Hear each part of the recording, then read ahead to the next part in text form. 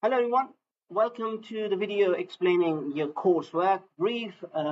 This coursework brief is for your assignment, which is 40% of the total module marks and which is due in March. In this video, I will go through this document explaining various issues and important aspects of this assessment. You can access this document by going to the the this new tab, coursework brief and guidance. If you click on this, there are quite a few documents, but the first one is the one which you can see on the screen. So if you open it, and you will see this document which gives you all of the information relevant to your coursework. I must insist that this document should be the primary source of your information regarding your coursework. If you hear or understand anything which contradicts to this document, then you should stick to what this document says, because sometimes there could be an understanding issues between teacher and students, and it is always better to trust something which is written rather than said. So please download it, read it thoroughly, and keep referring back to it.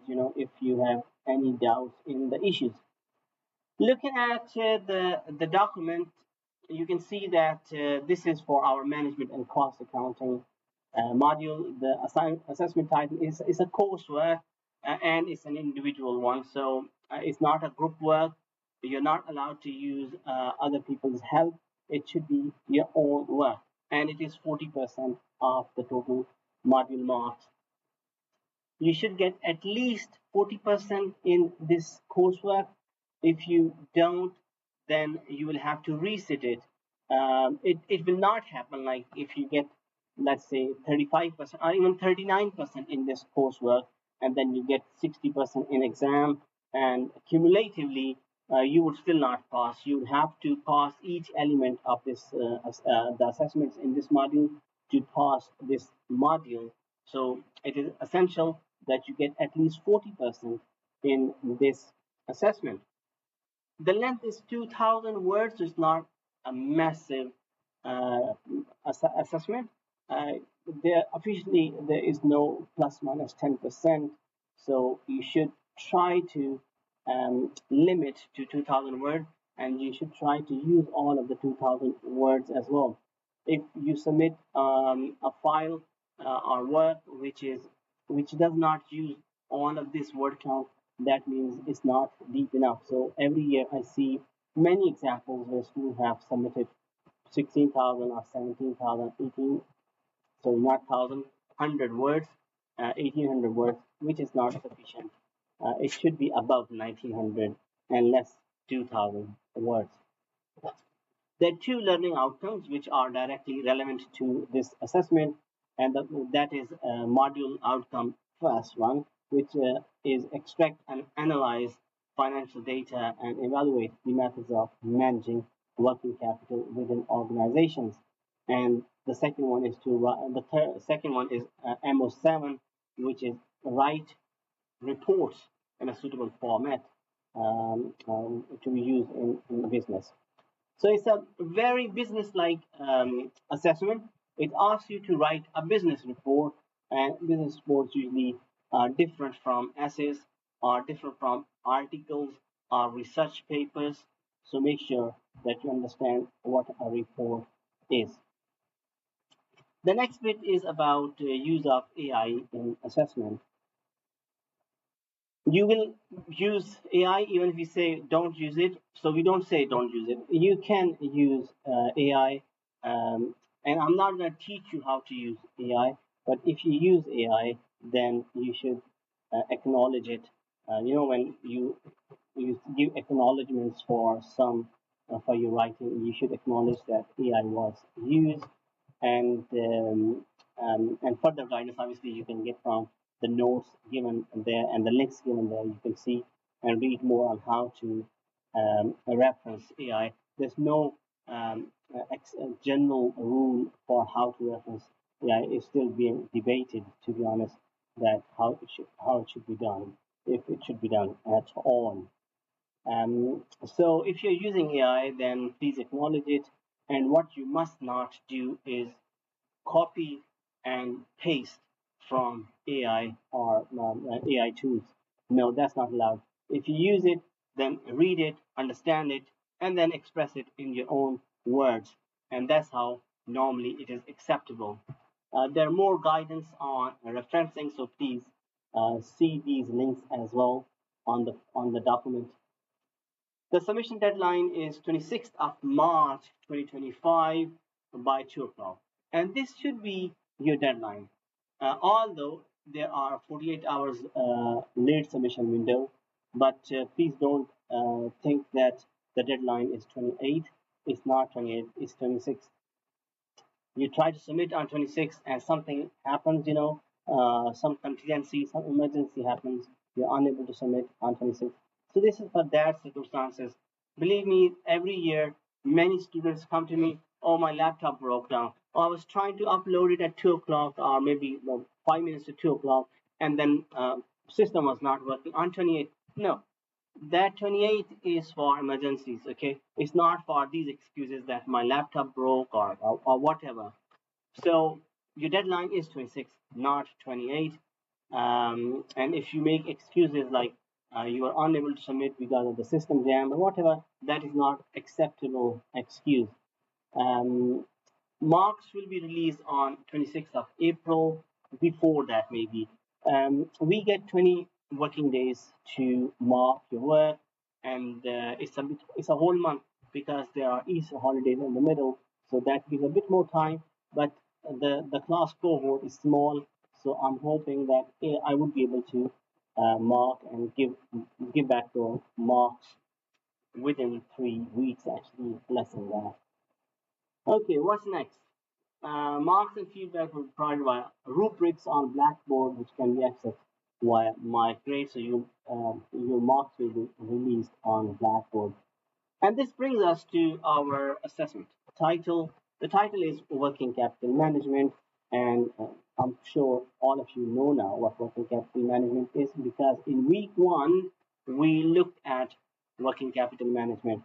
The prepared section was all about working capital management, and if you missed that, please go and watch all those videos, maximum half an hour, 40 minutes, and it will introduce you to the topic, and it will introduce you all aspects of working capital which you need to know before you can start your assessment. Okay, so please, if you haven't done so, then in lectorial and in tutorials we did quite a few questions around working capital management, and I did mention in those classes that all of this learning is directly relevant to your coursework. This video is for prepare section for week 2, so you should have completed all week 1 activities before watching this video. So what is being asked from you guys? So you're required to write a business report, okay?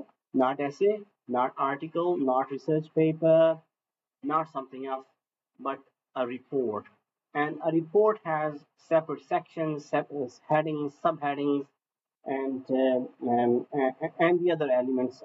Business reports have diagrams, tables, charts, and so on. So we are appendices and references. So all of these things are expected from you in your report. Discussing the working capital management of 3 businesses listed on London Stock Exchange from 3 different sectors: retail, service, and manufacturing. So 3 businesses from different sectors. Okay, so there's a video here on your Blackboard saying how to find companies and sectors on London Stock Exchange, where I explain what are the different sectors in there and how you can pick companies on there. So you can watch this video to learn how to do that. So, however, you've been told that it has to be retail, service, and manufacturing. So, retail, for example, Sainsbury's, service, for example, Vodafone, and manufacturing, for example, Airbus or HP, and there's so many, Tesla, for example. So, all these companies. So, you need to pick one of each. Okay. This should be achieved by calculating the operating cash cycle. I've already taught you how to do it, and we will do this again in our lectorial on how to calculate OCC for an actual company. So in week one, we looked at hypothetical data, small exercises where we calculated OCC. In week two, I will I will use OCC MNS financial statements to calculate OCC of that company. So I'll give you direct guidance on how to calculate OCC for your coursework. So if you miss that, then obviously I can't do anything about that. So OCC is the main calculation, and OCC involves inventory days, receivable days, payable days, and OCC. So as we saw in week one, so we need to do these calculations for 1 year for 3 companies, and that's what is required.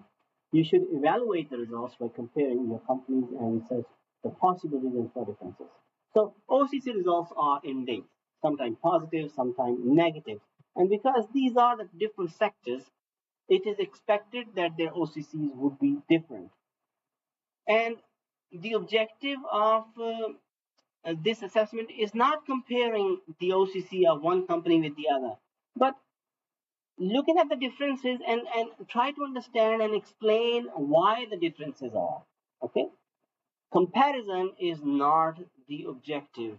Objective is to compare and to understand why the differences are. Okay? Because I know these are different sectors, so there will be differences. So if you say, oh, there are differences and you have achieved what you wanted to do, no, that is not what I require from here.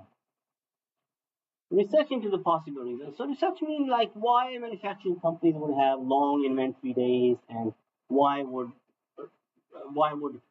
supermarkets don't need any would not have any receivables in their accounts, for example, or why their inventory days are so short. So this kind of thing. Obviously, I'm not giving you all of the ideas. I'm just giving you a few ideas, but it's it will be your company, and you would work on what should be explained in these cases. You need to demonstrate that you understand working capital requirements in different sectors and the problems which companies may encounter in the management of working capital. Your discussion should make references to the related theories on working capital management and the operating cash cycle. Please note the following points. The data you use must be taken from annual reports. So annual reports, again, when you watch this video on how to find company sector, I've explained the annual reports a bit as well. So you can watch. So you will have annual reports, and then you will find the financial statements.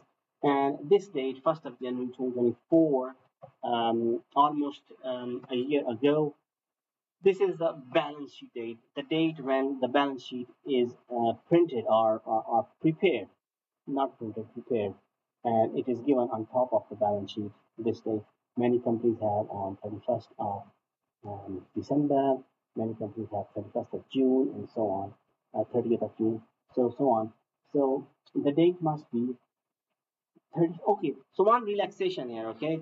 The relaxation is that if a company has 31st of December 2023 date, you can use that company as well. So obviously, I will make an announcement here, and I'll update this brief as well. I just realized that that should be the case. Okay, this is an individual piece of work.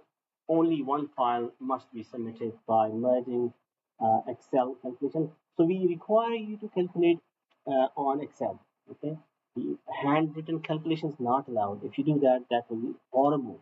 It will look really bad, and that's now how it is done at work. So we expect you to know Excel and present. So do all of your calculations on Excel as I would do in the classes, and then present, copy it, and of course paste it on the Word file. And then financial statements, income statement, balance sheet. You should take a screenshot of the page and paste it in the appendices of your Word file.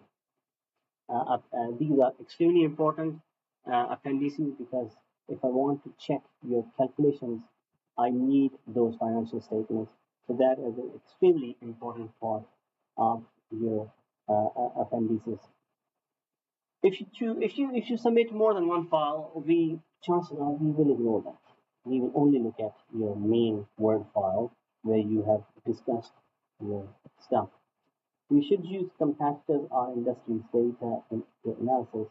So we're asking you to calculate 1 year OCC for 3 companies, but you can and you should go back as well and see what happened in the past years and what the other competitors are doing. So the more work you do, more marks you will get for your data analysis. You should use comparative. Okay, please read the marking guidelines. So these are here. I'll come to them. So please read the marking guidelines carefully, which gives a good indication of the possible contents and structure of the report. Yeah, it should help you. Further information about this assessment is available on the Blackboard site for this module and includes assessment details, assessment advice, examples of executive summaries, and how to write a business report. Where should I start? We have already started. In week 1, as I said, we already started. Pick 3 companies from 3 different sectors from London Stock Exchange as instructed in week 1 and week 2. So we discussed this in our lectorial. Calculate ratios and OCCs after learning how to do it in week 1 and week 2. So that's what the topic was, week 1 and week 2. What do I need to do to pass, achieve high marks? A report will achieve high marks which incorporates all the features of a good financial analysis discussed in class. You can learn more about these features practiced in this video. This video is given here, 7 features of comprehensive ratio analysis. So if you follow all these, you will get good marks. However, in this video, I explained how much you would do and you would get a 50 and how much you do to get a 60 and so on. So watching this video is important. However, please note that all these videos are for general guidance only, and some of the stuff which I've said is not relevant to your coursework. So as I said at the start, if you find any contradictory information elsewhere, please stick to the assessment brief.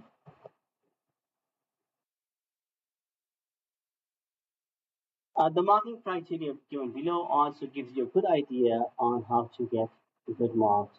How does the learning and teaching relate to this assessment? Study unit 1 is directly relevant to this.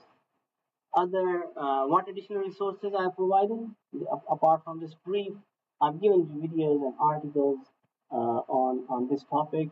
There's a study support area on the UV website. Critical thinking and writing, report writing, make sure you use these resources to make a good report. What do I do if I'm concerned about completing this assessment? It is recommended that you review all of the relevant materials on Blackboard. You can also speak to your model leader for advice and guidance. UV Bristol offers a range of assessment support options that you can explore through this link.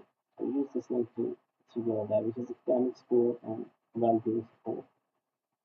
How do I avoid an assessment offense on this module? Obviously, if you use AI, then please refer to it and try not to share your work with anybody. Write it on your own. Do not copy and paste. Write in your own words and blah blah blah. Obviously, there's a lot of stuff to read here, which you should know.